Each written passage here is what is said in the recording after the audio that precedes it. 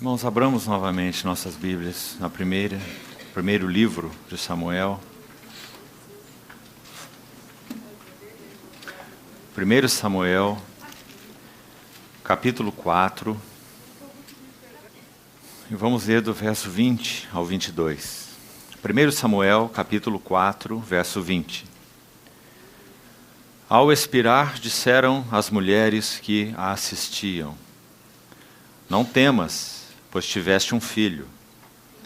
Ela, porém, não respondeu, nem fez caso disso. Mas chamou ao menino Icabode, dizendo: Foi-se a glória de Israel. Isso ela disse porque a arca de Deus fora tomada, e por causa do seu sogro e de seu marido. E falou mais: Foi-se a glória de Israel, pois foi tomada a arca de Deus. Então, segundo livro das Crônicas, capítulo 7. Segundo livro das Crônicas, capítulo 7, desde o verso 1. Tendo Salomão acabado de orar, desceu fogo do céu e consumiu o holocausto e os sacrifícios, e a glória do Senhor encheu a casa. Os sacerdotes não podiam entrar na casa do Senhor, porque a glória do Senhor lhe tinha enchido a casa. Todos os filhos de Israel, vendo descer o fogo e a glória do Senhor sobre a casa, se encurvaram com o rosto em terra, sobre o pavimento, e adoraram e louvaram o Senhor, porque é bom, porque a sua misericórdia dura para sempre. Querido Pai Celestial, uma vez mais entregamos Tua palavra aberta nas Tuas mãos. Suplicamos a habilitação do Teu Espírito Santo para podermos compreendê-la. Suplicamos que seja em nós e entre nós, como ela é em Ti mesmo, palavra viva e eficaz. Realiza em nós, Senhor, o intento do Teu coração nesse tempo de reunião. Estamos reunidos para Ti, e nossos olhos estão fitos em Ti. Fala ao nosso coração, confiamo-nos às Tuas mãos. Supervisiona e governa esse tempo, Senhor, e cobre-nos com o nome vitorioso de Teu Filho, para que nada interfira naquilo que o Senhor quer fazer entre nós nesse tempo. Em nome do Senhor Jesus. Amém. Queridos irmãos, ontem então nós demos um primeiro passo nesse tema da recuperação da glória de Deus. E dissemos aos irmãos que nosso encargo para esses 3 dias está ligado a este assunto. Usamos aquele texto de Coríntios 7 como um tema geral para esse encontro. O tempo se abrevia, discernindo os maiores conflitos dos dias finais. Então dissemos que esses maiores conflitos dos dias finais são os conflitos ligados à recuperação da glória de Deus. E sabe, irmãos, há um texto, por exemplo, que também nos ajuda nesse assunto de uma forma mais geral. Ezequiel, dos capítulos 40 a 47, também tem esse tema.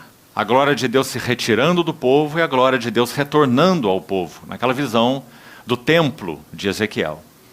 Mas nós não temos ali muitos princípios enunciados, como nós temos aqui nesses 6 livros, como já falamos, de 1 Samuel a 2 Crônicas.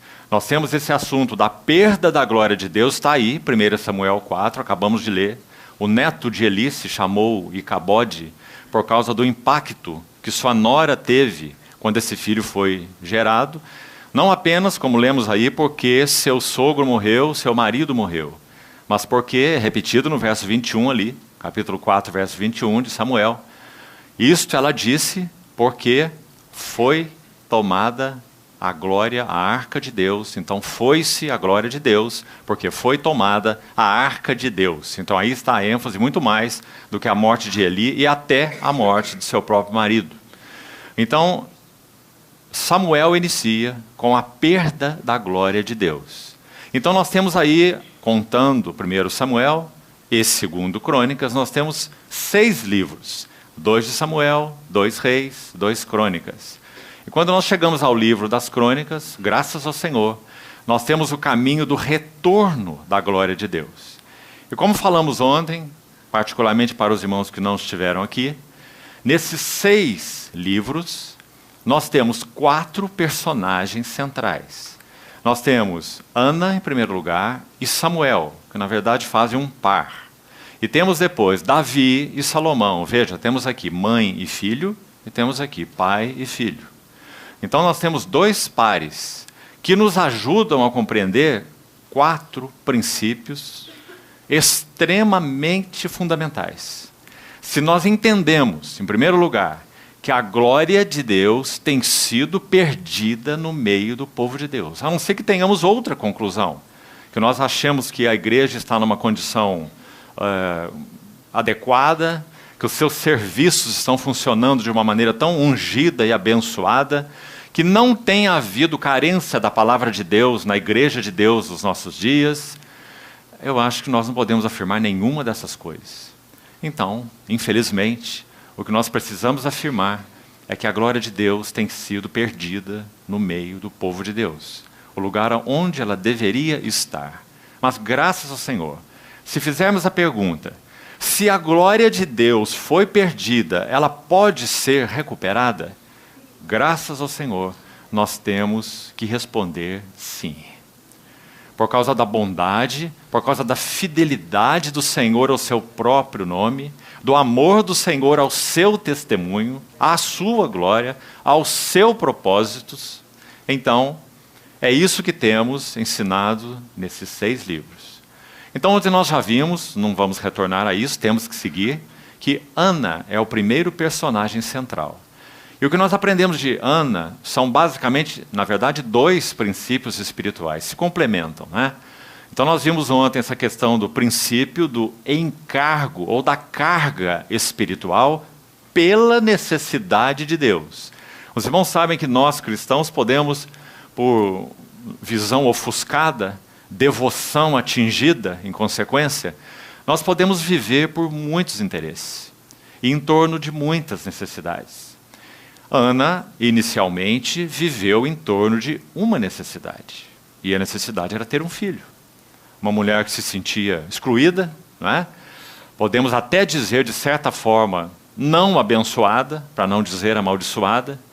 Ela se declara amargurada, chorava em função disso, mas aquelas visitas do seu esposo Eucana com ela, de ano em ano, como diz o primeiro capítulo de Samuel, subindo a Siló, onde estava o tabernáculo e a arca, e vendo a promiscuidade, até mesmo a profanação do serviço prestado ali, com a complacência, e até mesmo podemos afirmar com a conivência, porque é isso que está escrito no livro de Samuel. Seus filhos se fizeram execráveis, é a palavra do Senhor para Samuel sobre Eli, que os seus filhos se fizeram execráveis e ele não os repreendeu.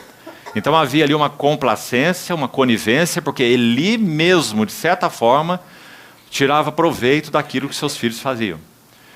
Metendo aquele garfo de 3 dentes, como diz, no tacho, na panela, e recolhendo do sacrifício do Senhor, comendo do melhor, que era para ser oferecido ao Senhor. Então, a palavra resume isso dizendo que os filhos de Eli eram filhos de Belial, e eles não se importavam com o Senhor. Mais literalmente, não conheciam ao Senhor.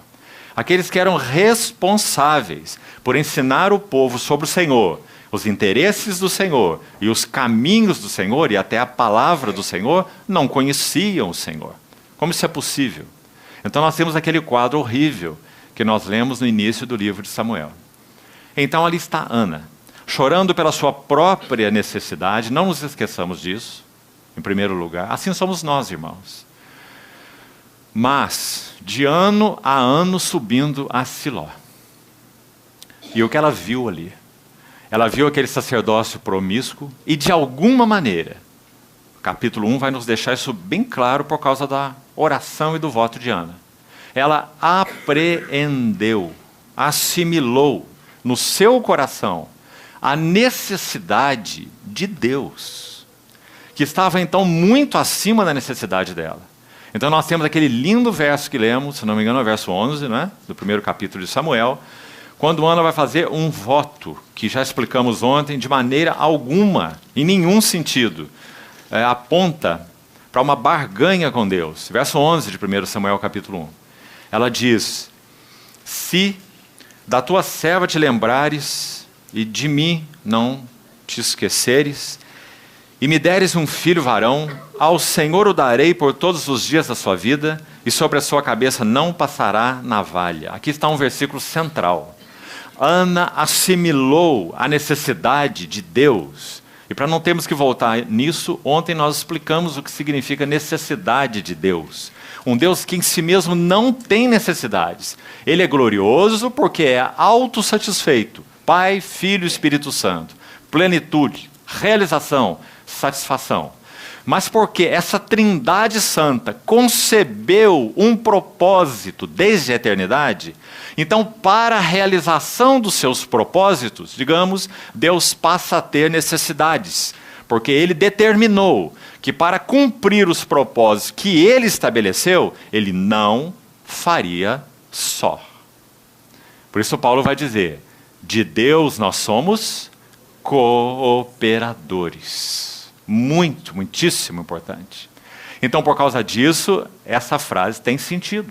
Sim, Deus tem necessidades para que o seu propósito seja cumprido. E ele então planejou que isso fosse realizado através da cooperação daqueles que pudessem, sobretudo, aí vamos chegar hoje, quando estudarmos Samuel, é o nosso segundo passo, daqueles que ouvissem a sua voz. Fala, porque o teu servo ouve. Em um tempo em que a palavra, a voz do Senhor, não mais era ouvida. Por causa de Eli, seus filhos e toda aquela profanação. Desonra e desprezo ao nome do Senhor, vimos ontem. Duas provas de que a glória de Deus foi perdida entre eles. Desonra e desprezo ao nome do Senhor, nas pessoas de Ofni e Finéias, com a conivência de Eli. E profanação. Aqueles filhos consideraram o que era santo, o que devia ser oferecido ao Senhor, como sendo comum. Isso então é profanar, né? Então, queridos irmãos, isso nós vimos ontem, e vimos que então quando Ana assimila essa carga do Senhor, ela tem como reflexo um segundo posicionamento, tão maravilhosamente expresso naqueles versos que lemos do capítulo 2, quando é dito que Ana tecia anualmente aquela túnica para levar na sua visita anual a Siló para aquele Naar, como vimos ontem, ou servo, traduzido como menino, né?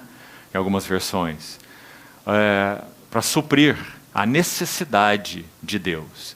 Então, dois princípios bem elucidados. Encargo espiritual pela necessidade de Deus. Esse é o primeiro passo, irmãos. Se a glória de Deus há de ser recuperada no meio do povo de Deus, isso é número 1. O Senhor há de levantar. E será que podemos dizer que pela sua infinita graça e fidelidade Ele já o tem feito? Queira o Senhor que sim. Repetindo, para a recuperação da sua glória no meio do seu povo, o primeiro passo, o Senhor há de levantar servos e servas que sejam consumidos pelas necessidades de Deus e que realmente tenham, não de palavra, não de profissão externa, mas que realmente tenham os interesses de Deus em primeiríssimo lugar em suas vidas. Que sejam consumidos pelos interesses de Deus. Ai de mim se não pregar o Evangelho. Atos 20, 24, Paulo escreve assim: o Senhor o chamou, e ele em nada considera, assim é o verso 24, Atos 20, 24, em nada considero a vida preciosa para mim mesmo. O que você acha dessa frase? Será que ela é verdadeira sobre nós, irmão? Não se precipite em declará-la. Você pode estar pecando, em termos de hipocrisia, falsidade. Paulo diz, em nada. Quando olho para a minha vida, o que eu sou, Tudo que toca a minha vida e meu viver, em nada considero minha vida preciosa para mim mesmo. E esse para mim mesmo significa meus desejos, meus interesses, as coisas que me agradam, o que eu quero, o que eu planejo alcançar, conquistar, obter. Em nada considero a vida preciosa para mim mesmo. Contanto que eu complete a minha carreira, escute bem, e o serviço, o ministério que eu recebi do Senhor Jesus, ele conclui Atos 20, 24 assim, para testemunhar o Evangelho da graça de Deus. Ou seja, qual era o interesse central que consumia a vida de Paulo, o apóstolo? Ele já disse, testemunho do Senhor. Para isso ele viveu e por isso ele morreu. Então, se a glória de Deus há de ser recuperada no meio do povo de Deus, Deus há de levantar servos e servas que tenham um único interesse.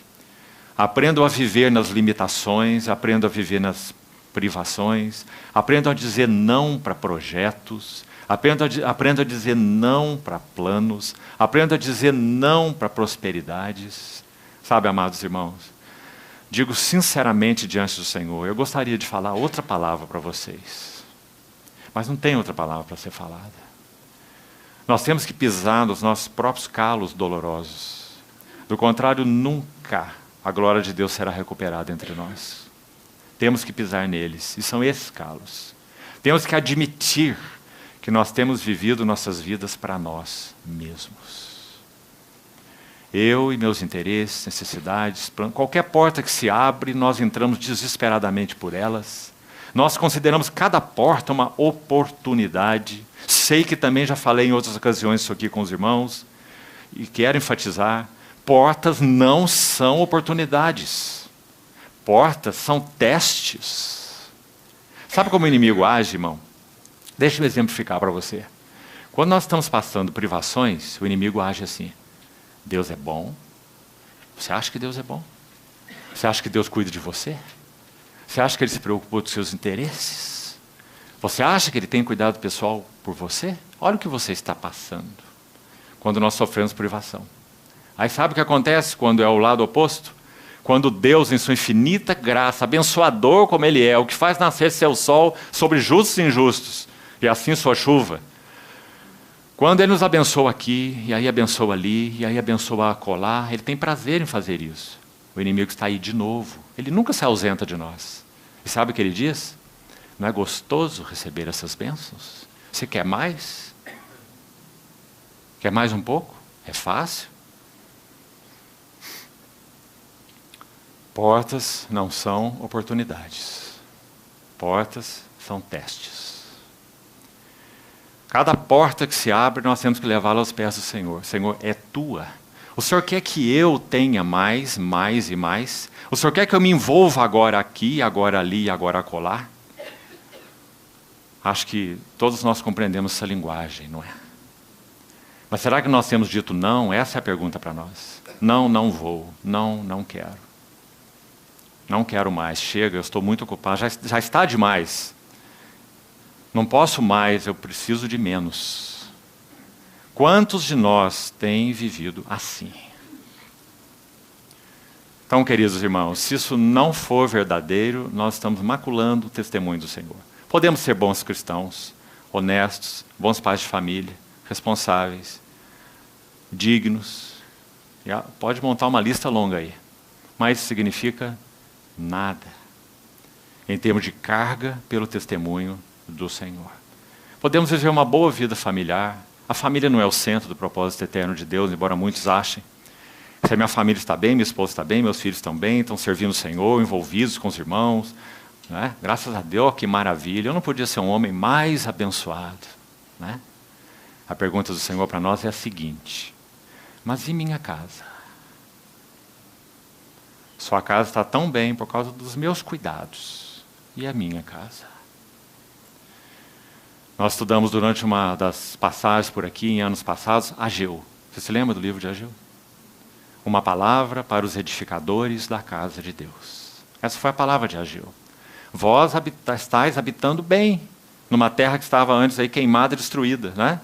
Jerusalém. Voltaram de Babilônia, largaram prosperidade, largaram coisas. Irmão, será que essa tem sido sua história?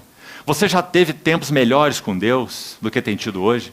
Você já foi um que largou, um que deixou, um que virou as costas para isso, para aquilo, por causa de paixão, de devoção, de amor ao Senhor, aos seus interesses? Você já fez isso? E aí, num determinado tempo, você começou a edificar a própria casa, como é dito em Ageu, e foi apainelando, como diz lá, colocar painéis de madeira, apainelar na linguagem de Ageu, para as casas ficarem forradas, compreende? Aquilo era um deserto, era frio à noite. Então eles construíam as casas e forravam de lambris, como chamamos hoje, lambris de madeira.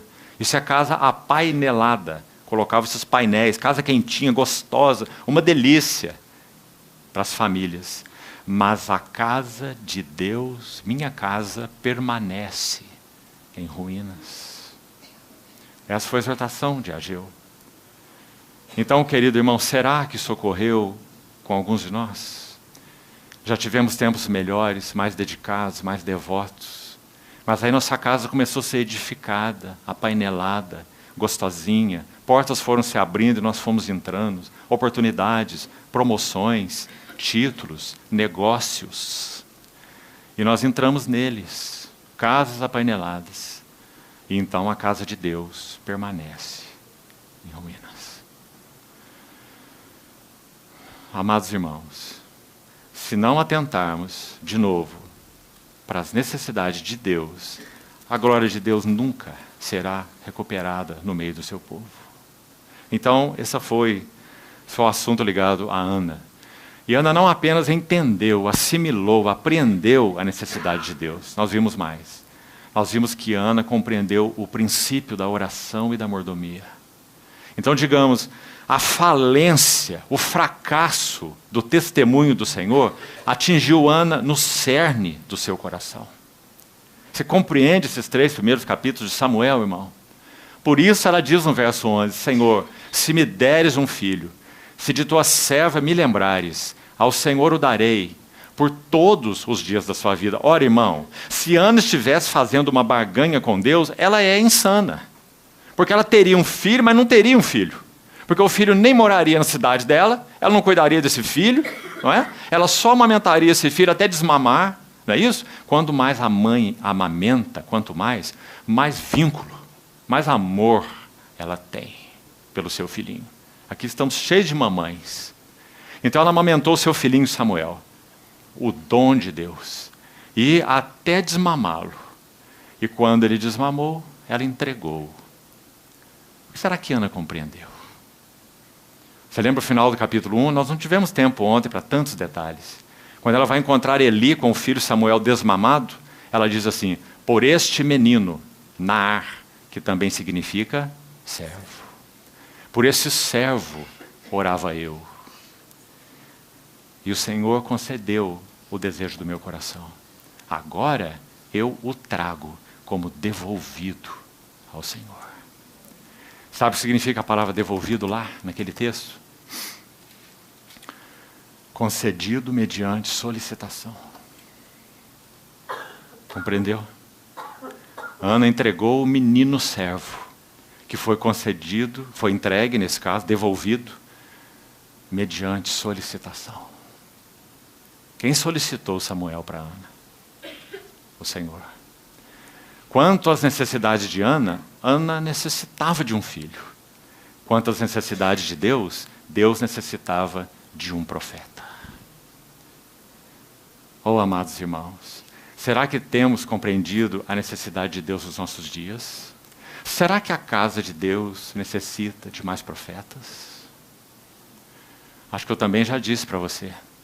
Sabe o que A.W. Tozer, um profeta da geração passada, disse numa das suas pregações, olhando para a igreja em geral do seu tempo, e isso tem quase 70 anos, nossos púlpitos modernos precisam de mais profetas e menos palhaços.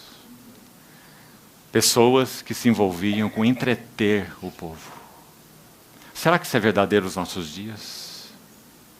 Então, Ana compreendeu o princípio da oração e da mordomia. Ela assimilou a carga, a necessidade de Deus. Ela viu que Deus estava estéril no que concerne ao seu testemunho. Então, o fruto do seu ventre, ela entrega ao Senhor como um naar, um servo. E, então, pratica o significado da oração por carga. Primeiro carga, depois oração. Porque a oração sem carga é um palavrório inútil. Ana orou por causa da carga que ela assimilou. Princípio do encargo espiritual, pela necessidade de Deus. E então o princípio da oração e mais um, princípio da mordomia. Todos os três vemos em Ana. Porque seu filho, digamos assim, estava lá, tão longe dela, não é? O via uma vez por ano. E ela fazia aquela túnica anual. Não sei como soa para você, mas me soa tão lindo aquele versículo. Porque, digamos, ela está cuidando e provendo para o, vamos pôr entre aspas, o seu menino, que está lá no templo do Senhor, entregue como um nazireu, para suprir as necessidades de Deus. Então, enquanto Samuel foi entregue para suprir necessidade de Deus, Ana supria a necessidade de Samuel. Será que temos feito isso hoje na casa de Deus? Será que temos aprendido a suprir a necessidade dos servos de Deus? Daqueles que reconhecemos que têm cuidados particulares com a casa de Deus? Ora, irmãos, nós precisamos nos humilhar diante do Senhor. E reconhecer que de tantas formas, nosso único interesse somos nós mesmos. Mais. Há pessoas, irmãos, essa é uma história comum. Eu sei que há irmãos aqui que já viveram essa história. Temos comunhão pessoal com alguns irmãos. Eu quero te consolar e dizer que isso que eu vou citar aqui não é só problema seu. Muitos passaram por isso. Pessoas que se mudam de cidade por interesses puramente financeiros. Vou lá porque vou ganhar, porque vou entrar, porque vou participar, porque vou, etc. Tiago diz assim: que sois vós? Vós sois como uma neblina que o vento dissipa. Em vez de dizer, amanhã iremos para a cidade tal, negociaremos e teremos lucros, deverias dizer, se o Senhor quiser. Ou seja, o que nos importa é saber o que o Senhor quer, Senhor. Que eu mude para lá, para cá, entre nessa porta, como já falamos, naquela porta, e etc. É o que o Senhor quer, Senhor. Porque o que o Senhor não quer, eu não quero. Mas nós não somos simples assim. Nós queremos para nós o que o Senhor não quer para nós. Então nós criamos serpentes debaixo da cama, até que elas nos mordam. Então, vamos dar um segundo passo. Vamos para a vida de Samuel. O princípio, queridos irmãos, na vida de Samuel, é o princípio da centralidade da palavra de Deus. Centralidade da palavra de Deus. Então eu queria, para poder seguir com mais ligeireza nesse tema, temos uma longa jornada hoje. Vamos ler 1 Samuel capítulo 3, os 4 primeiros versos. Primeiro livro de Samuel, capítulo 3. O jovem Samuel servia ao Senhor perante Eli. Naqueles dias, a palavra do Senhor era muito rara. As visões não eram frequentes. Certo dia, estando deitado no lugar costumado o sacerdote Eli, cujos olhos já começavam a escurecer-se. Que linda é a Bíblia, né? Possivelmente literal, esse texto é literal. Possivelmente Eli estava com a famosa catarata. Já era um velhinho. Mas muito mais que uma catarata. Eli estava completamente cego quanto à visão dos encargos e interesses de Deus. Esse é o ponto. Então seus olhos já começavam a escurecer-se, a ponto de não poder ver.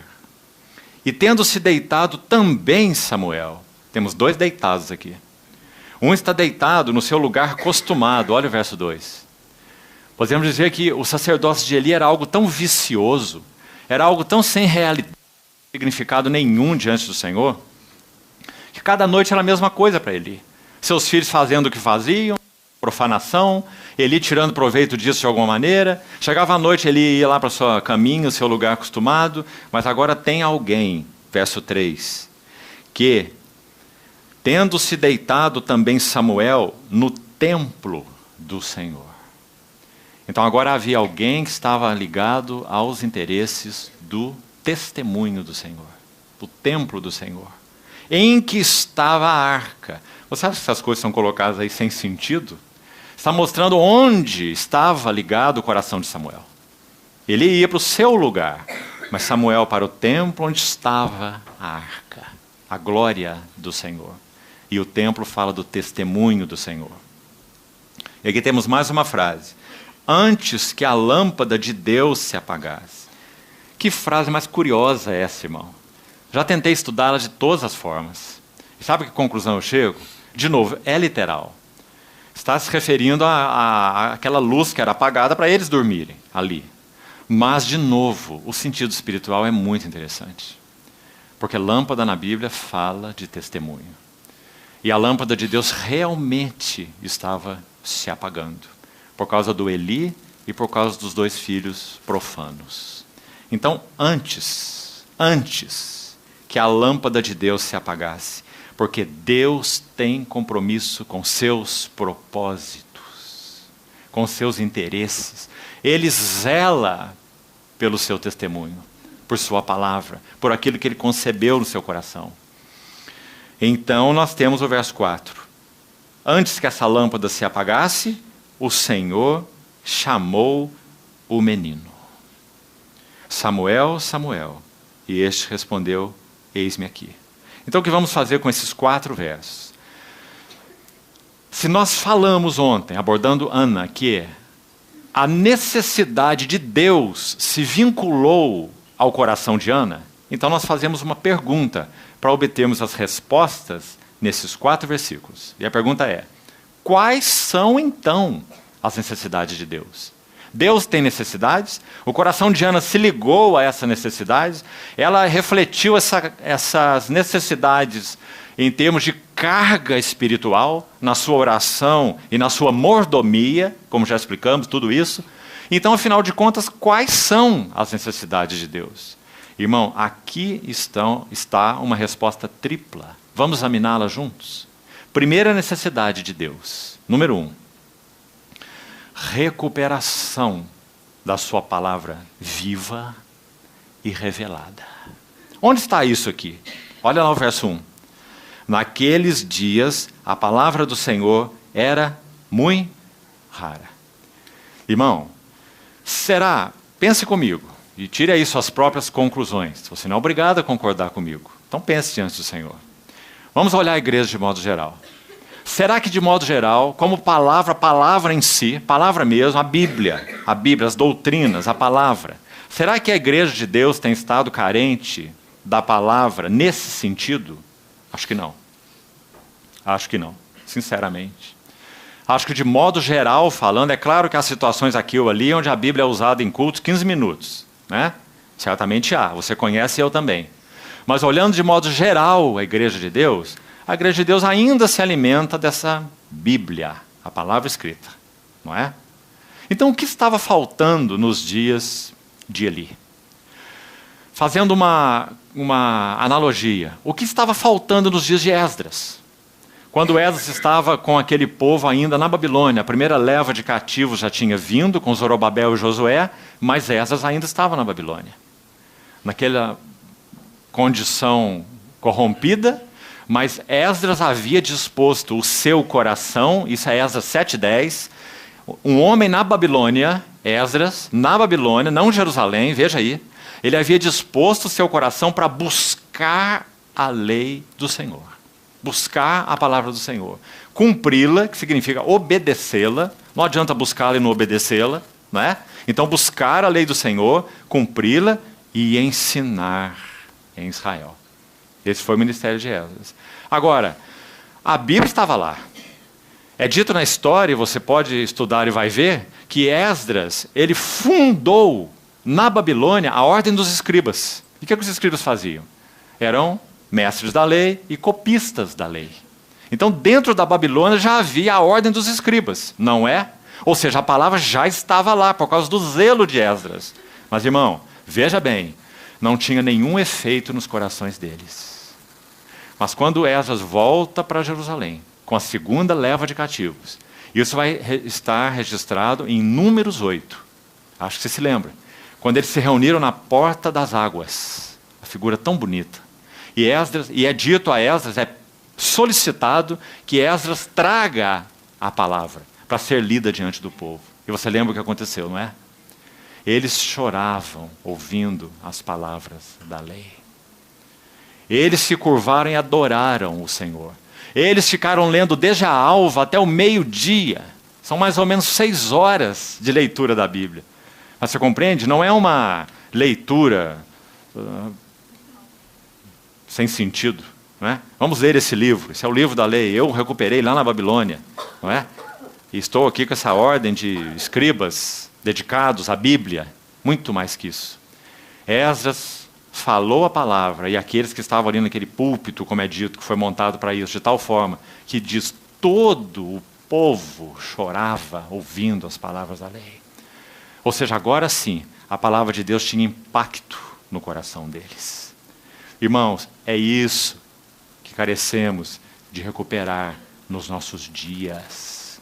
Nós não iremos avançar espiritualmente com estudos bíblicos. Me permita dizer isso de novo, já falamos ontem. É extremamente importante estudar a Bíblia. Mas, irmão, se nós não formos levados às realidades do que estamos estudando, se não entrarmos na experiência daquilo que pregamos, se não permitirmos o trabalho da cruz mais fundo em nós, então nós seremos só, para usar uma palavra de Paulo para Timóteo, palradores frívolos. Aqueles que só jogam palavras e mais palavras ao vento. Não produzem nada nem neles, nem nos que ouvem. Então, essa era a necessidade nos dias de Samuel também. Então, a primeira necessidade, recuperação da palavra viva do Senhor. Para citar mais uma vez, esse profeta do século passado, Tozer, sabe o que ele disse de forma muito poética? Aliás, ele é muito poético nos seus escritos. Ele é muito devocional.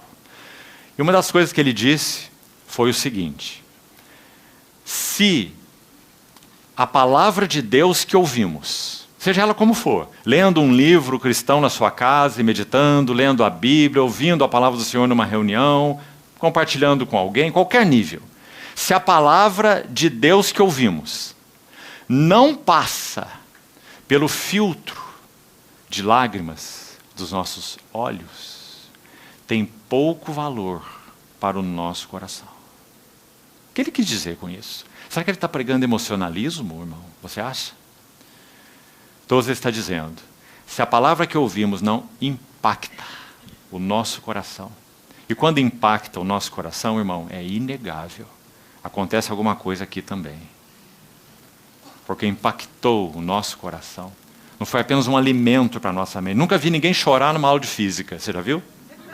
É? Nunca vi. Mas quantas lágrimas são derramadas? Você pode chorar de raiva do professor, se for o caso, né?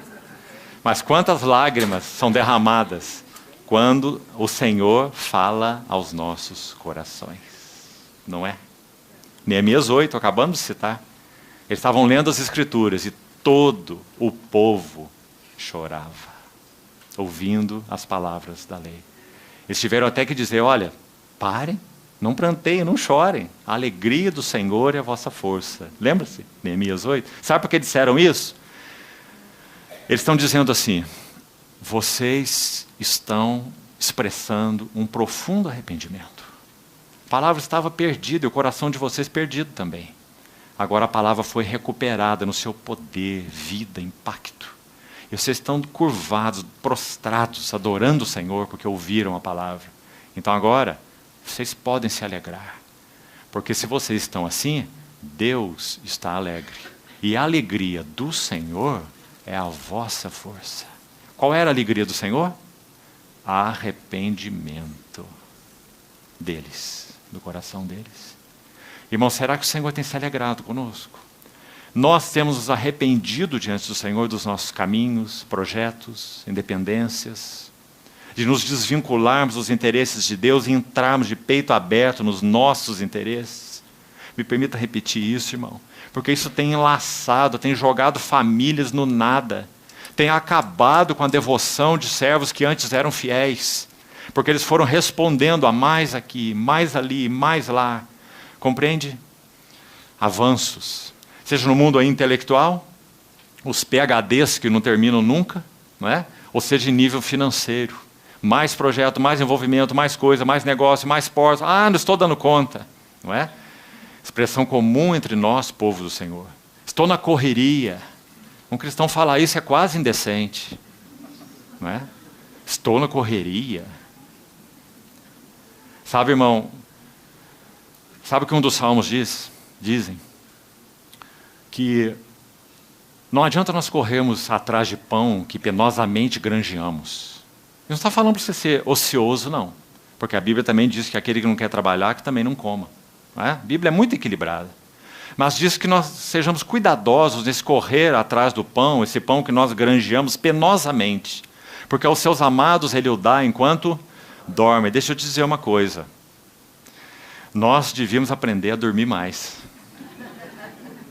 Porque aos seus amados ele o dá enquanto dormem. Sabe por que nós não dormimos? Por causa dos nossos projetos, planos, interesses, portas. Vai dar certo, não vai dar certo, está quase dando certo. Se dá certo, olha, se der certo, a semana que vem nós estamos de casa nova e carro novo. Né? Compreende, irmão? Nosso coração tem estado nos lugares errados. Agora, não adianta rir dessas coisas. Nós temos que nos arrepender diante do Senhor. Porque esses são nossos fracassos. Né? Então, a primeira necessidade de Deus, a palavra viva recuperada. Deixa eu mostrar um texto para os irmãos sobre esse tema da palavra recuperada. Abra, por favor, Amós. Livro de Amós, capítulo 8. Está aí na sua Bíblia, sim, viu? Procure direito. Amós 8:11. Amós não foi diferente dos outros profetas. Ele exortou o povo de Deus porque eles estavam se desviando de Deus. Todos os livros proféticos têm esse pano de fundo. O povo de Deus estava sendo infiel a Deus. Então Amós foi levantado para exortar o povo de Deus. Ele diz coisas sérias. Deixa eu mostrar só um verso para você antes de ler o que desejo ler. Olha o capítulo 2, por favor. Abra Amós 2 primeiro. Amós 2, olha o verso 11. Veja se isso se aplica a nós. Amós 2:11. Dentre os vossos filhos eu suscitei profetas, e dentre os vossos jovens nazireus. Isso é Samuel. Não é isto assim, filhos de Israel, diz o Senhor, mas vós aos nazireus destes a beber. Corrompestes o coração dos que eram consagrados ao Senhor. E aos profetas ordenaste dizendo, não profetizeis. Por quê? Porque as entranhas deles seriam expostas, se os profetas profetizarem. Eles não queriam nada disso. Vamos falar palavras agradáveis. Hoje há uma corrente aí no meio do cristianismo, mais uma vez trazida dessas besteiras dos Estados Unidos, que se chama Hyper Grace, hipergraça. Em resumo, Deus é um Papai Noel celestial, bondoso, que está aí para presentear você. Hipergraça. Então nada, nenhuma palavra de condenação, nada sobre pecado, nada que confronte vidas. Deus é um abençoador. Viva sua vida e conte com Ele. Compreende, irmão? Essa é a falência do testemunho do Senhor. Então olha o que está escrito no capítulo 5, verso 10. Aborreceis na porta ao que vos repreende. Está vendo? Aborreceis na porta ao que vos repreende. Quem gosta de ouvir repreensão? Não é? E abominais o que fala sinceramente. Esse é o quadro dos dias de Amós. Agora vamos lá para o texto que eu gostaria de enfatizar. É Amós 8:11. Porque às vezes citamos esse texto fora de contexto. Então o Senhor diz assim ao seu povo, como uma palavra de juízo. Então o que vamos ler aqui é juízo do Senhor. Vamos ver.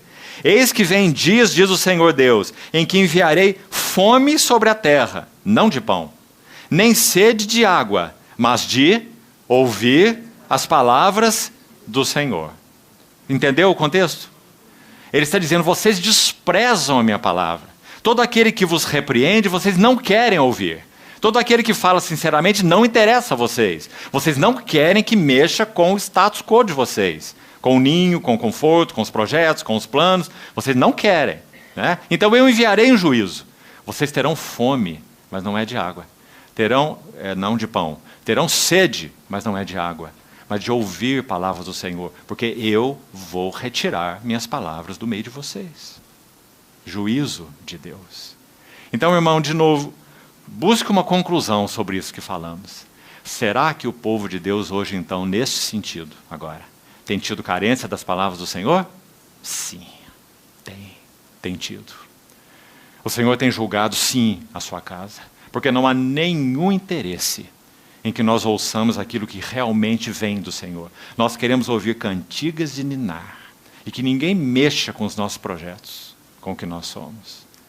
Mas nós sabemos qual é o resultado disso. Nós estaremos aniquilados para o que concerne a glória de Deus e o testemunho do Senhor. Então, nos dias de Samuel, o Senhor o levantou com essa carga principal, sem a menor sombra de dúvida. Recuperar a palavra viva e revelada do Senhor. Irmãos, essa é uma imensa necessidade nos nossos dias. Essa palavra viva tem que ser recuperada. Nós não podemos nos contentar com aulas. Sabe que nós temos ouvido isso de modo assim mais comum nos nossos dias? Não sei como soa para você, para mim me soa muito mal. Numa reunião, por exemplo, de domingo de manhã, em alguns contextos é chamado de escola dominical, chame como chamar, né? Então é dito assim, você ouviu a aula hoje? Você foi àquela aula hoje? Quando é dado um assunto da teologia aí que seja, né? E um ensino sistemático, então quem vai dar essa aula? Quem vai dar outra aula? Irmão, nós não somos seminário, nós não precisamos de aulas, nem teológicas, não precisamos. Nós precisamos da palavra viva e revelada do Senhor, para que atinja os nossos corações. Amados irmãos, Jonathan Edwards, esse fiel servo do Senhor, era um pregador monótono. Talvez se ele viesse aqui hoje pregar em si, a coisa em si, por si mesma, todos iam cair no sono. Porque ele se colocava assim, uma estátua na frente das pessoas, preparava os seus sermãos de joelho na presença do Senhor e os escrevia, então trazia as suas páginas e começava a ler o que ele escreveu aos pés do Senhor. A coisa em si, como nós falamos, ia causar sono em qualquer um de nós. Mas, irmão, quando ele fazia isso, algumas vezes, as pessoas se agarravam nas colunas dos lugares onde elas estavam reunidas.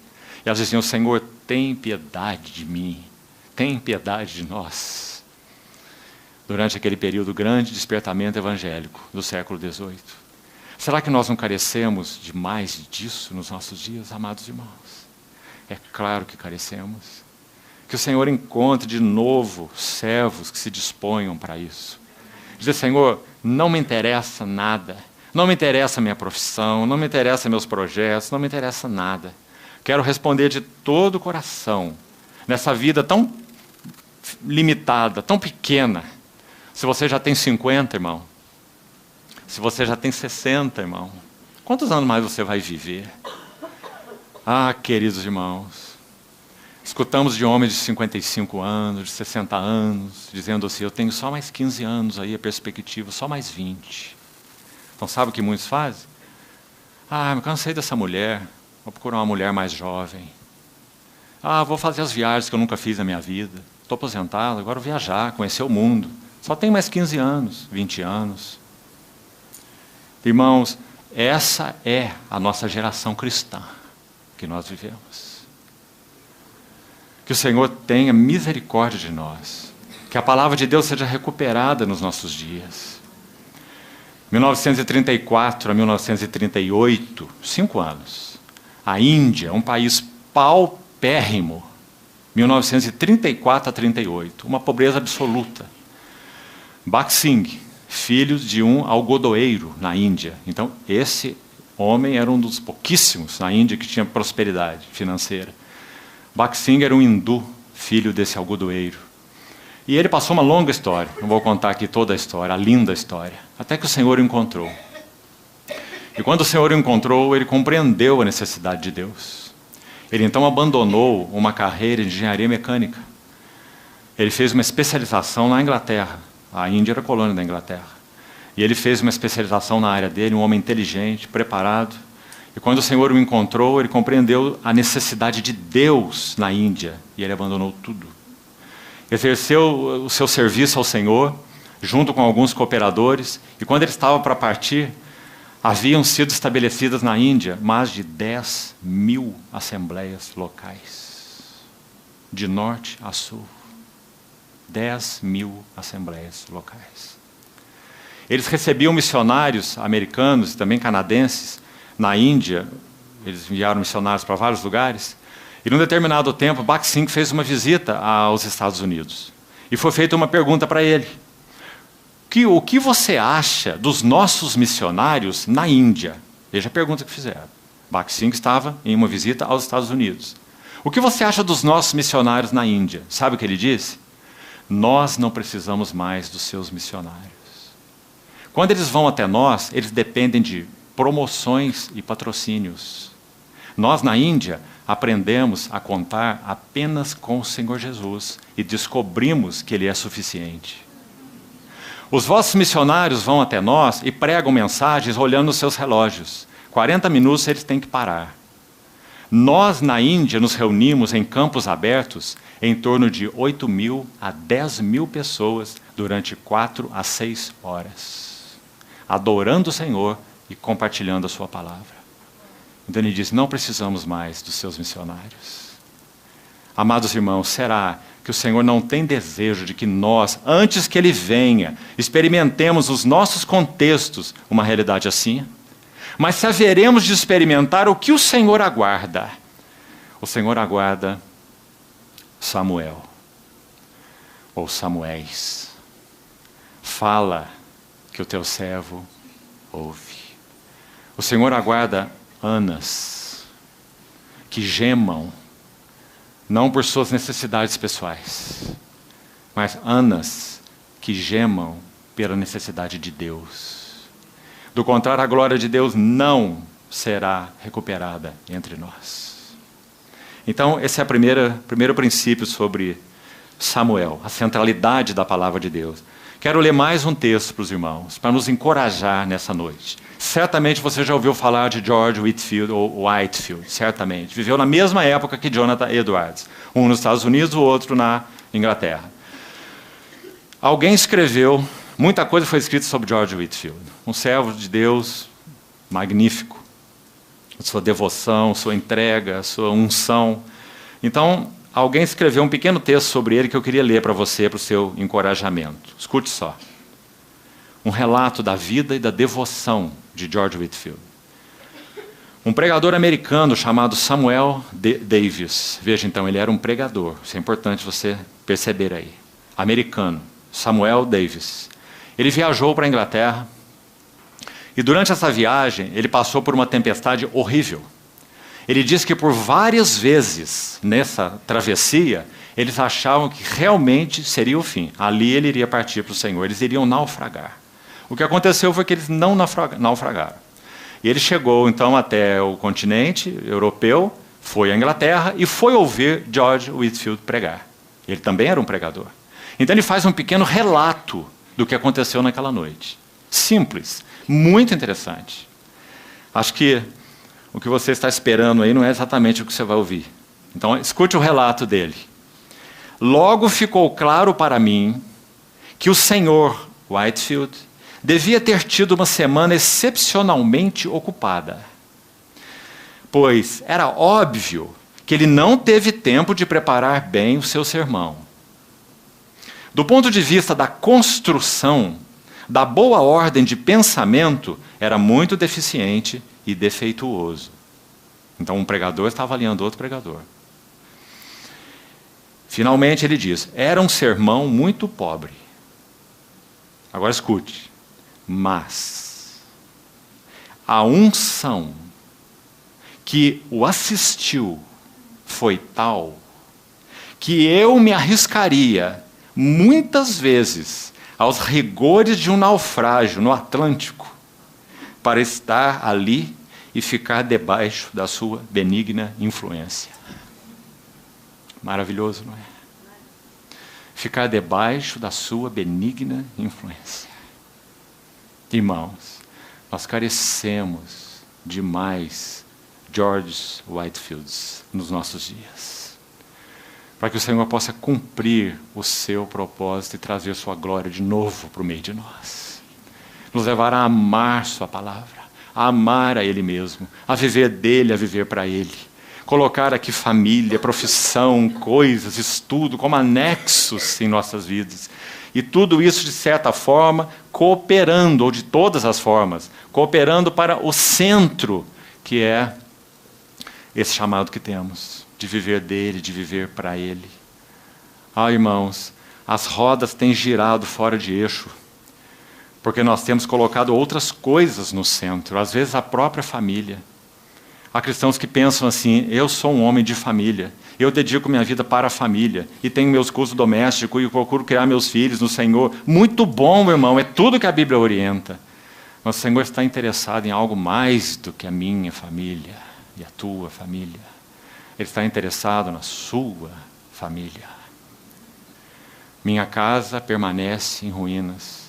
Quantos dedicaram a vida de alguma maneira para a família e perderam a família?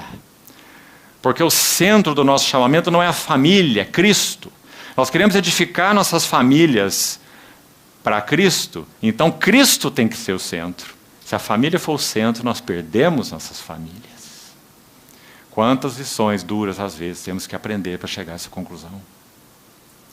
Então, esse é o primeiro aspecto ligado à centralidade da palavra de Deus, a recuperação da palavra. Vamos mais um passo. Segundo, voltamos lá para o texto de Samuel, 1 Samuel, capítulo 3. Está lá o segundo elemento. Dentro desse princípio de recuperação da glória de Deus, quanto a Samuel, então, o que está mais central aí na vida de Samuel, é esse princípio da centralidade da palavra, não é? Então, dentro desse princípio da centralidade da palavra, nós já destacamos a recuperação da palavra viva de Deus na sua vida, no seu impacto, na sua penetração, né? Então, isso está aí nessa primeira frase: a palavra do Senhor era muito rara. Localize aí de novo no versículo 1. Aí temos a segunda frase, que termina esse verso. Veja aí. As visões não eram frequentes. Visões. Para falar e podermos seguir muito rápido sobre isso, visão espiritual não é uma opção em nossas vidas cristãs. Paulo é também, como servo do Senhor, era um homem que gemia para que os seus, que eram cuidados por ele, tivessem visão espiritual. E o que é visão espiritual? Irmão, abandone qualquer coisa mística nesse sentido, digamos assim. Visão espiritual, para colocar em outras palavras, significa entendimento espiritual daquilo que é do Senhor e daquilo que não é do Senhor. Significa compreensão espiritual dos caminhos do Senhor, da hora do Senhor, dos desejos do Senhor, entendimento espiritual. Esse é um tema para uma conferência inteira, visão espiritual. E nós estamos só citando como um elemento na vida de Samuel. As visões não eram frequentes. Então deixe-me ilustrar assim. Esse assunto de entendimento espiritual, ele é fundamental na nossa vida cristã e nossa jornada com o Senhor. Um exemplo só vou citar. Quando nosso Senhor fala sobre a parábola do semeador, Mateus 13, Marcos 4 e Lucas 8. 3 registros você tem da parábola do semeador. Apenas Lucas vai usar essa palavra que eu quero explicar aqui para os irmãos. Ele vai dizer que aquela boa terra, falou do terreno da beira do caminho, do terreno pedregoso, dos espinhos. Aí ele diz, a boa terra. Semente é lançada em boa terra. São aqueles que, apenas Lucas diz isso, retém a palavra. Lá está o termo em Lucas, retém. Só ele usa, Mateus não usa, Marcos não usa. Então diz que os que retêm a palavra, eles frutificam como? A 30, a 60, a 100 por 1. Agora veja aqui, o que é entendimento espiritual? O que significa retém? Examine essa palavra e você verá que interessante. Significa, a ideia ligada a essa palavra é como checar o curso de um navio. Então, sua direção, seu progresso, sua velocidade. Coisa mais interessante essa palavra. Vamos aplicar isso para nós? Quem são aqueles que realmente retêm a palavra? E por que eles frutificam? 30, ou 60, ou 100? Porque esse reter a palavra que ouvimos, não é isso que termina quando saímos por aquela porta, mas se nós retemos a palavra viva, então ela vai checar o curso do navio. Compreendeu? Curso de nossas vidas. Direção, projetos, planos. Retém. Palavra usada com essa aplicação. Checar o curso, o progresso, a direção de um navio e até mesmo sua velocidade. Irmãos, é só a palavra de Deus que pode fazer isso conosco. Quando nós a recebemos, nós somos checados por ela, quando nós a retemos. Que curso temos seguido? Onde temos aplicado o nosso coração? Qual tem sido nossa direção? Qual tem sido nossa velocidade? Deixemos levar para o que é perfeito. Hebreus 6. Hebreus 12. Corramos com perseverança a carreira que nos está proposta. Qual é a velocidade, irmão? Quantos anos de vida cristã você tem, irmão e irmã? Será que você não era para ser um mestre, ensinando a outros? E ainda tem necessidade de leitinhos e de exortações para crianças? Então, reter a palavra significa isso. Importante. Para finalizar esse ponto, eu quero ler mais um texto. E esse texto é de Sparks. Sparks foi um outro profeta de Deus do século passado. Podemos aplicar para ele, como a outros também, né? As palavras que foram ditas sobre Abel em Hebreus 11. Depois de morto, ainda fala. Esse é Sparks e vários outros dos profetas do Senhor. Olha o que Sparks fala sobre visão espiritual. Preste atenção. Todos nós fomos chamados para orar, para que Deus dê visão aos vasos do seu ministério nesses dias. Ele não diz assim, para que Deus dê teologia aos vasos do seu ministério. Ele diz para que Deus dê visão aos vasos do seu ministério nesses dias. Uma visão por meio da qual Ele trará o seu povo para dentro de uma renovada revelação de si mesmo. Uma outra frase para grifar nesse texto dele. O que nós estamos precisando como igreja? O que você acha, irmão? O que nós estamos precisando? Mais doutrina? Nós estamos precisando de uma renovada revelação das glórias do nosso Senhor Jesus. Para que os nossos corações sejam atingidos no âmago, no cerne, e vivamos vidas para Ele, devotas. Uma renovada revelação de si mesmo. E então, Ele irá unir o seu povo, não como uma organização. Está aí outro problema. Nós, como povo de Deus, estamos tão divididos. Cada um no seu arraialzinho e cada um achando que é melhor que o outro. Não é? Então, Deus irá unir o seu povo não como uma organização ou como uma multidão de pessoas que aceitam certa interpretação particular da verdade. Isso foi muito característico de Sparks.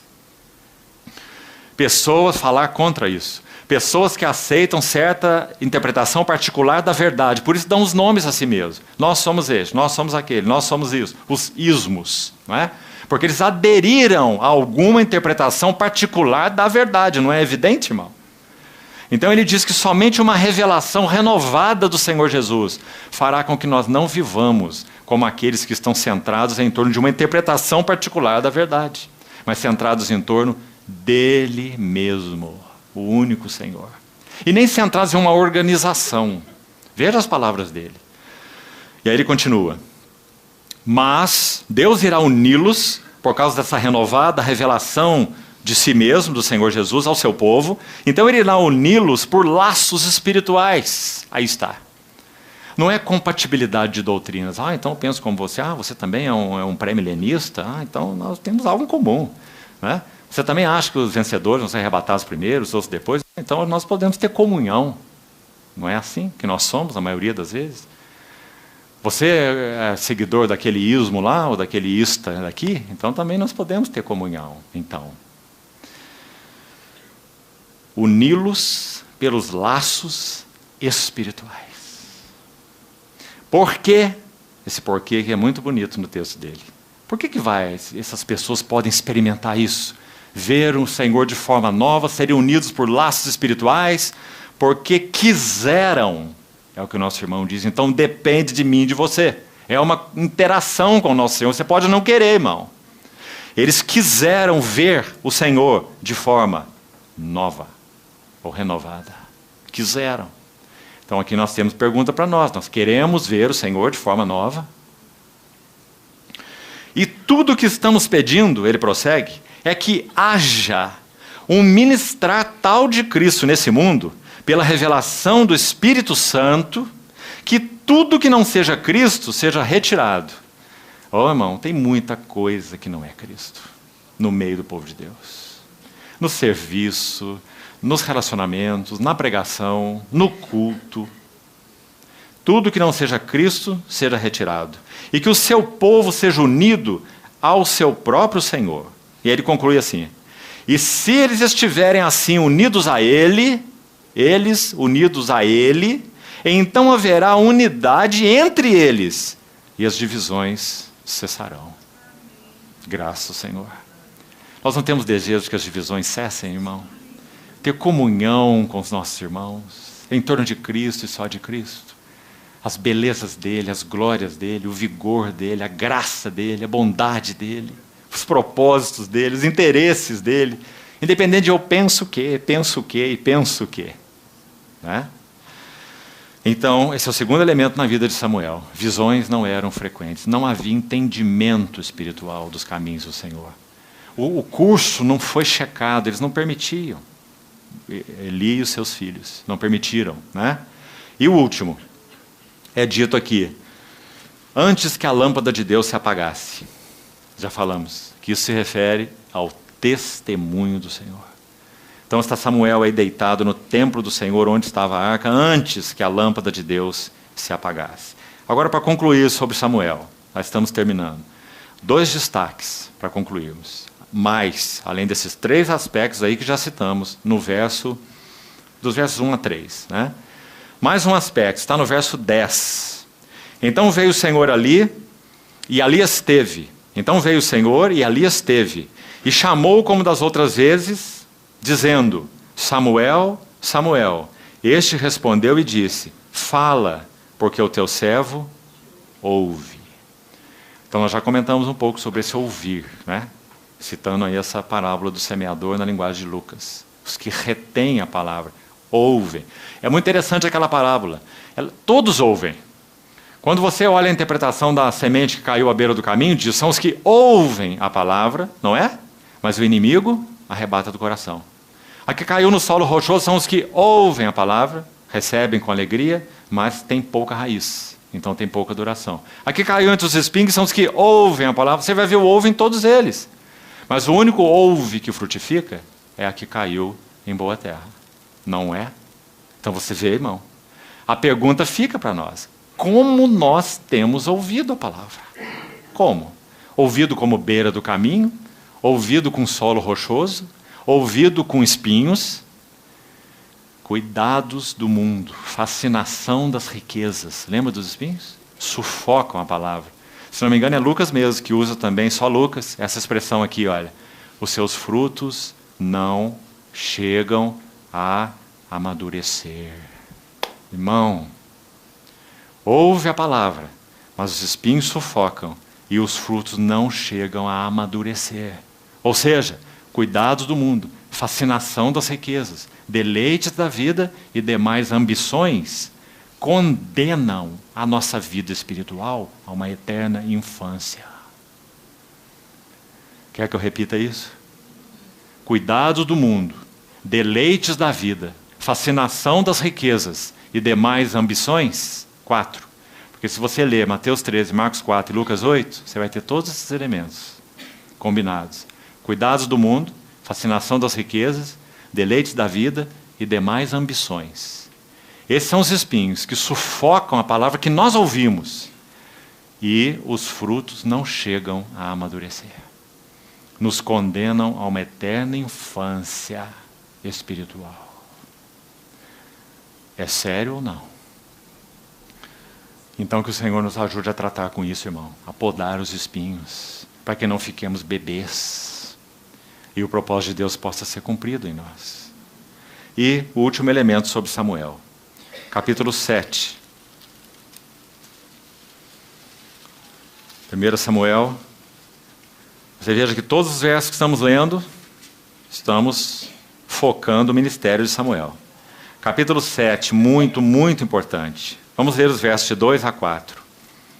Então, olha, se Samuel recuperou a palavra viva de Deus, se Samuel realmente teve visão espiritual e entendimento espiritual, se Samuel foi aquele que então, de novo agora, pôde ouvir o Senhor, coisa que Eli já não podia mais, muito menos seus filhos. Não é? Se tudo isso foi verdadeiro na vida dele, olha a beleza desse texto de Samuel 7. O que ele fez por consequência disso tudo que já falamos, porque era um profeta do Senhor.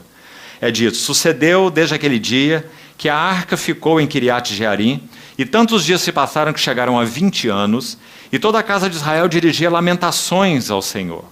Falou Samuel a toda a casa de Israel e disse, se é de todo o vosso coração que voltais ao Senhor, tirai dentre vós os deuses estranhos e os astarotes, e preparai o vosso coração ao Senhor. Que interessante, né? Se não prepararmos o nosso coração ao Senhor, nós dificultamos a vinda do Senhor em termos de visitação, né? Para estar entre nós. Nosso coração não está preparado. Estamos com os astarotes, deuses estranhos. Nosso coração não está preparado para que Ele venha nos visitar. Então, preparai o vosso coração ao Senhor, servi a Ele só, e Ele vos livrará da mão dos filisteus. Então, veja, os filhos de Israel tiraram dentre si os Baalins. Baal significa Senhor e Baalins. O in faz plural no hebraico, né? Então, Baalins significa senhores. Eles estavam servindo a muitos senhores. E os astarotes. E serviram só ao Senhor. E se você tem sua Bíblia com os subtítulos aí, né? Se tem, olha qual é o próximo subtítulo em negrito aí da sua Bíblia. O que está escrito? Os filisteus são vencidos. Está vendo? Obtiveram uma vitória preciosa. Haviam obtido uma derrota horrorosa. Nós já estudamos ontem. Quando eles disseram assim, 4.000 homens entre nós foram abatidos. Por que será que perdemos essa batalha? Ah, já sei. Tragamos a arca. Lembra que comentamos ontem? Presunção.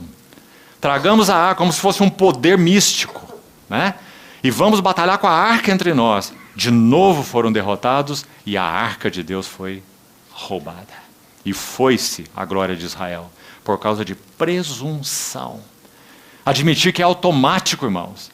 Porque Deus fez um compromisso com esse povo que se reúne aqui, ali ou acolá. Então, quando nós estamos juntos e falamos o nome do Senhor, o Senhor automaticamente se põe entre nós. Não, não e não. Não é assim. O Senhor somente se porá entre nós se nosso coração tem sido agradável ao Senhor. Do contrário, Ele não nos visita. Porque não é assim que o Senhor faz. Então, preparai o vosso coração. Tirai dentre vós astarotes e deuses estranhos, e servi a Ele só. Então eles obtiveram a vitória sobre os filisteus. O que Samuel está fazendo aqui? Você sabe que o capítulo 3 de Samuel, verso 20 e 21, diz assim, Samuel 3, 20 e 21. Todo Israel, desde Dan até Berseba, conheceu que Samuel estava confirmado como profeta do Senhor, e continuou o Senhor a aparecer em Silo. Que maravilha isso! Porque fazia anos, anos e anos que a voz do Senhor não era ouvida. Mas agora o Senhor continuou a aparecer em Silo, ou Siló, enquanto por sua palavra se manifestava ali a Samuel. Está vendo? Centralidade da palavra do Senhor é a chave do ministério de Samuel. Então, por causa de tudo que já falamos sobre ele, olha aí o passo último. Ele convoca, irmão, o povo ao arrependimento. Queridos irmãos, nós temos sido convocados ao arrependimento diante do Senhor. Nós, como Assembleias do Senhor, carecemos de nos arrepender diante do Senhor. Arrepender de nossos relacionamentos. Arrepender de coisas inadequadas que fazemos uns com os outros, ou que falamos. Arrepender dos recursos que usamos, nossos próprios, para o serviço do Senhor. Energia carnal na obra de Deus. Isso é tão comum. Aqueles que falam a palavra, nós precisamos nos arrepender diante do Senhor da nossa confiança no próprio depósito. Eu tenho experiência, eu já li não sei quantos livros, eu vou para lá e vou para cá, conheço o que é de Deus e o que não é de Deus, tenho discernimento. Sabe uma palavra que usamos muito, irmão? Tenho bagagem. Oh, irmão. Bagagem. Acho que tem mesmo, está pesada, está dificultando correr a carreira. Desembaraçar do peso ia fazer bem.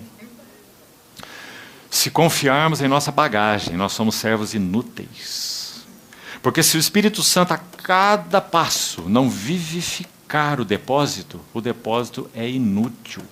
É letra morta. Morta. Mas nós temos confiado no depósito. E não no Espírito Santo. E o Espírito Santo é o único que pode vivificar o depósito. É o único que pode vivificar a experiência. Há pessoas que ocupam espaço no púlpito para falar de experiências. E às vezes, é até admissível, numa mensagem, se colocar algo de experiência para encorajar alguém. Mas temos que saber que nossa experiência não tem valor nenhum para ninguém. A não ser que o Espírito Santo, debaixo da direção dele, possa vivificar aquela palavra sobre uma experiência específica e, através dela, alimentar outros. Do contrário, nós vamos estar falando só de nós mesmos, no que vivemos, experimentamos e passamos. Isso não significa nada. Então, irmãos, nós precisamos ser conduzidos a um verdadeiro arrependimento. Arrependimento relacional é uma coisa séria.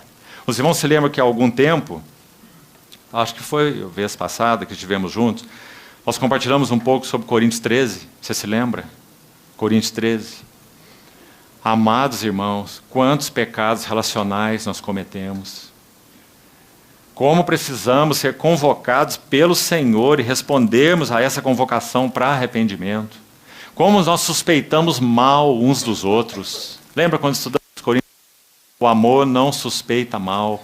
Como nós somos aqueles que leem nas entrelinhas. Como nós somos aqueles que fazem panelinhas de relacionamentos no corpo de Cristo.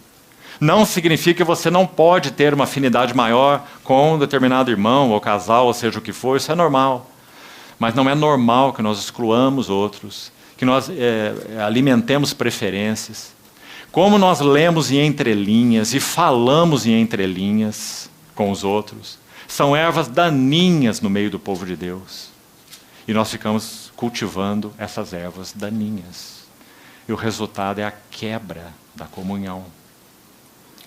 Então, queridos irmãos, Samuel, por causa de tudo que falamos sobre ele convocou o povo de Deus ao arrependimento. Tirai do meio de vós os deuses estranhos e os astarotes. Amanhã, se o Senhor permitir, nós vamos falar um pouco sobre Davi e, se for possível, falar um pouco sobre Salomão. Na vida de Davi, nós vamos ver que o princípio é quebrantamento. O Senhor usou circunstâncias na vida de Davi para purificar o vaso. Porque vaso não purificado é inútil. Paulo escreve para Timóteo assim: se alguém a si mesmo se purificar destes erros, será um vaso útil ao seu possuidor, estando preparado para toda boa obra. Então o Senhor tratou Davi, para que ele pudesse ser purificado de erros, alguns deles muito grosseiros. Talvez você só se lembre aí do pecado com Batseba. Até outras coisas importantíssimas além disso. Então, purificando esse vaso, Davi pôde ser o homem segundo o coração de Deus. E pôde gemer pelos interesses de Deus. Até mesmo numa oração tão linda. Quando ele fala sobre a arca fora de Jerusalém. Eu moro em casa de cedros. Eu moro em casa de cedros. E a arca de Deus está fora. Uma linguagem paralela do Salmo 132, né? Não darei descanso aos meus olhos, sono aos meus olhos, nem repouso às minhas pálpebras, até que a arca de Deus entre no seu repouso. Oh, irmãos, que o Senhor fale ao nosso coração, que o Senhor resgate nossas afeições para Ele, que o Senhor tenha lugar para examinar até as nossas entranhas. Não permitamos que esse mundo meta tentáculos na nossa vida e nos ganhe. Não sei como você entende aquela palavra de João, 1 João, que diz que quando o Senhor Jesus voltar, se não permanecermos nele, e me parece muito claro que isso fala dessa vida unida a Ele. Esse é o tema de João, nos 5 livros que ele escreve. Vida de união com Cristo. Então ele diz, permanecei nele, para que quando Ele se manifestar, dele nós não nos afastemos, envergonhados na sua vinda. Irmãos, temos que admitir que isso será possível para muitos de nós. E sabe por que envergonhados? Porque naquele dia a luz vai raiar sem nenhum obstáculo. Compreende? Esse vai ser o motivo da vergonha. A luz vai raiar sem nenhum obstáculo. E nós vamos poder olhar a nossa loucura. E nós vamos dizer, por quê? Por quê? Por quê? Que eu gastei tanto tempo aqui? Por que eu investi tanta energia aqui? Por que eu corri atrás do vento? E alguns, pior ainda, poderão olhar para trás e dizer, foi madeira, foi feno e foi palha. Tudo que eu edifiquei, agora eu só vejo cinzas. Irmãos, que o Senhor fale ao nosso coração, enquanto é tempo, enquanto nós o estamos aguardando. Vamos orar.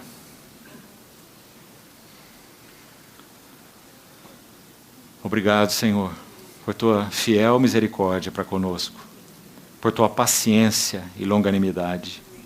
Mas, Senhor, nossa oração, queremos que seja realmente uma oração corporativa, expressa do fundo de nossas entranhas, que nós carecemos, que o Senhor nos conduza juntos ao arrependimento. Examina os nossos corações e caminhos, Senhor. Ajuda-nos a ver com o que temos gasto nosso tempo, energia, dinheiro, tudo que o Senhor nos tem dado. Afina o nosso coração e alinha-nos, ajusta-nos contigo, Senhor. Salva-nos, Senhor, dessas coisas. Por tua graça te pedimos que o Senhor traga luz sobre os tentáculos do mundo dentro de nós. Seus cuidados, suas fascinações, seus deleites, seus apelos. Ó Senhor, conquista-nos de todo, para que sejamos de todo para Ti, porque Tu és de todo para nós. Nos envergonhamos, Senhor, na Tua presença, porque não somos integrais para Ti como Tu és integral para nós. Por isso te pedimos, Senhor, que não saiamos daqui com algo sepultado nos nossos corações, mas que a Tua palavra nos leve a checar o curso de nossas vidas, para que o Senhor nos purifique, remova de nós essas coisas, salva-nos, Senhor, converte nosso coração a Ti. Muito obrigado, porque o Senhor não cessa de pleitear pela Tua noiva.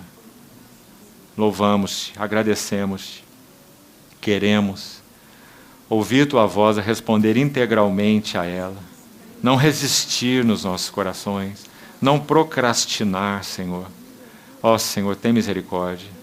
Nos ajuda a reduzir os nossos interesses, Senhor. Ajuda-nos a lidar com essas portas que se abrem, esses planos, esses projetos, esses negócios, essas coisas. Ó, guarda-nos, Senhor. Te pedimos, em Teu precioso nome. Amém.